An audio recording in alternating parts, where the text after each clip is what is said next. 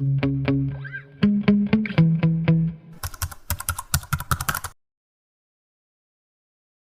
are a leader yourself, and you want to talk about certain things to do with leadership, retaining talent. But they say 2022 is the year of the Great Resignation.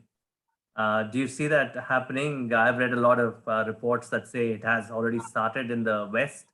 Will it come down again to Asian countries? Your strategy would be interesting to note. How are you looking at recruiting the next generation, and your thoughts on the Great Resignation by itself?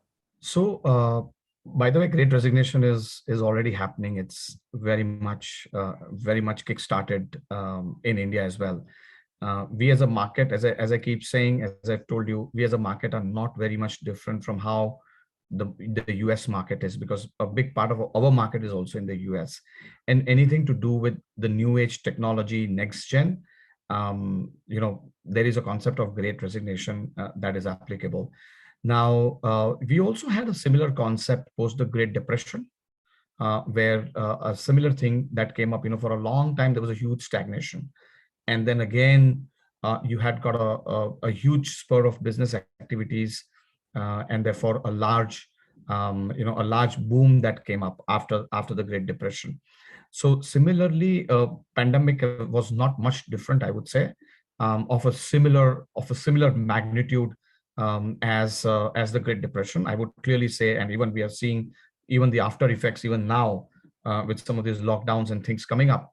So when we had post the second wave, and maybe in some other countries, some other waves like third waves, etc., we have suddenly seen that there is a concept of Great Resignation. People just want to leave early, and there are no clear reasons why people want to leave earlier. People had a very clear vision about growth, and growth led to, if you pay me an X and there's maybe a hike on that, people would like to leave. But there are very, very different reasons why people want to live now, and very different models of even employment and workforce engagement that is coming up, which means people do not want to stick to the old traditional models of employment, coming to office, going by standard set of bureaucratic processes and things. They want to be free. They want to even enjoy their life. They want to do something and be very, very purposeful, and that is what is evolving. So that is a very much an applicable concept. Currently we all are facing it, and almost in technology domains, you see a person coming up every 6, 7, 8 months. He said that I want to leave, and at times you're able to retain him, at times he will go and do something else. So my view here, Vishal, is that slightly we have to have, and even it is both ways. While the employers need to understand, even the employees, I would say, need to be, my personal view is that they also need to be thinking about this slightly long term. And the only way which can bring entrepreneurs or employers and the employees together on a common plane is through entrepreneurship.